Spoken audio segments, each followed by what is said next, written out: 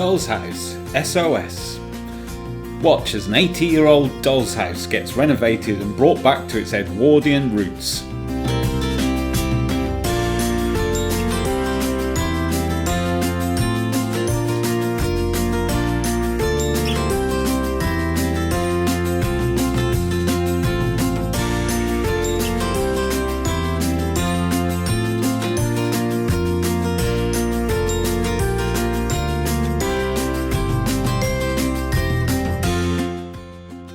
Hello and welcome to Doll's House SOS, and we have a doll's house here that needs our help.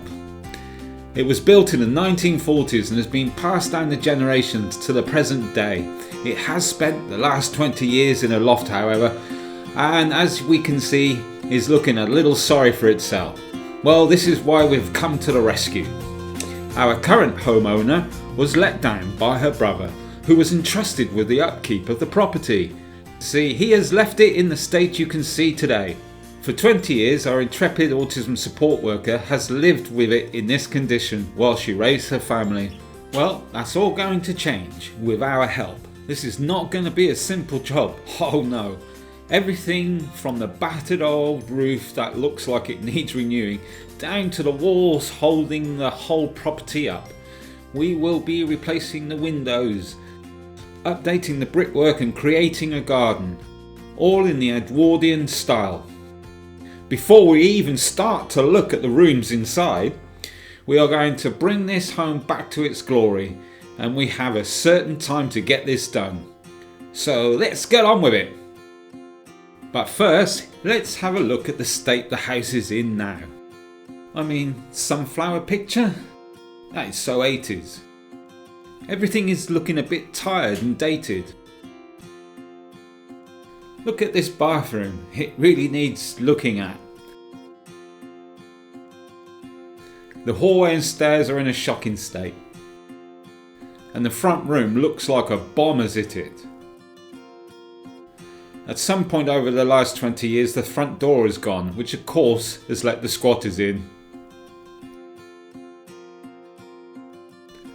This kitchen has seen better days as well. There's a lot of work to do here.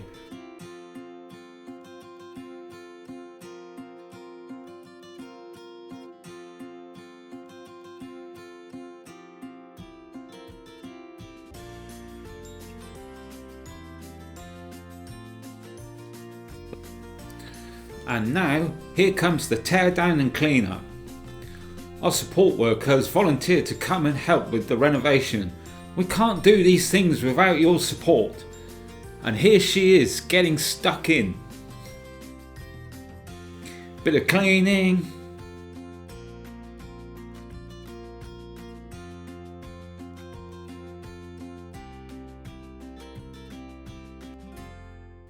A little scraping. We did a shout out for builders, plumbers and electricians, but apparently there's another show with a similar name and they've all gone to that one. Unbelievable!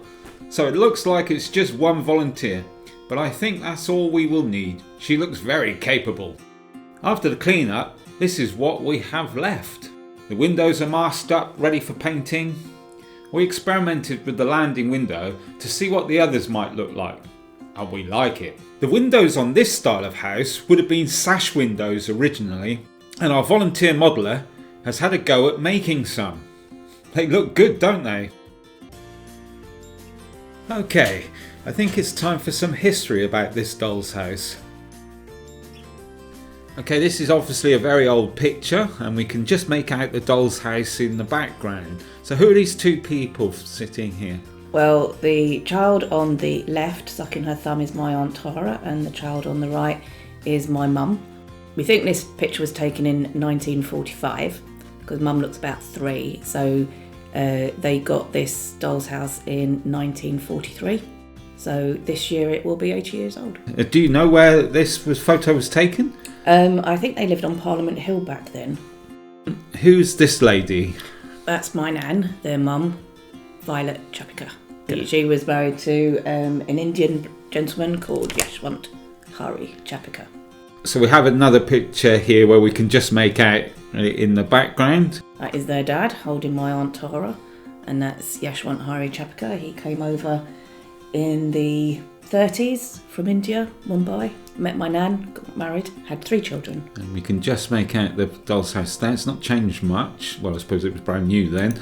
And here we can see it in the background. It's some kind of party. Yeah, that looks like my mum's birthday party. It looks like her sitting at the end. It's a bit blurry, but... Well, it's nearly 80 years old. You can't blame these photos. But the doll's house has been in your family for very nearly 80... Well, this year will be 80 years old. Mm-hmm. Well, thank you very much.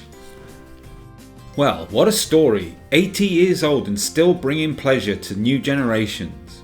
We have heard the backstory. Now let's look at our future story and the to-do list. Renovate the outside. Add a garden area or street area. Repair the roof. Fit sash windows. Repair the front door. And a massive makeover for the interior rooms. Okay, let's catch up with the work completed so far. We can see here that one of the bedrooms has had its sash windows fitted. Not bad. We can take a closer look at how this is done later. I'm sure you've noticed some new brickwork has been added as well. I bet that took a long time, all those tiny little bricks. Well, no. It's clever stuff. It's like a thick paper with brick texture on it, and it's just simply stuck on. See?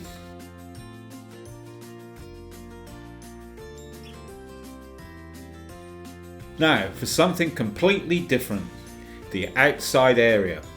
This is going to be a bit of an experiment. I only know one person who created an outside before, and it took him 7 days. Well, I wasn't on that job, so hopefully our outside won't take too long.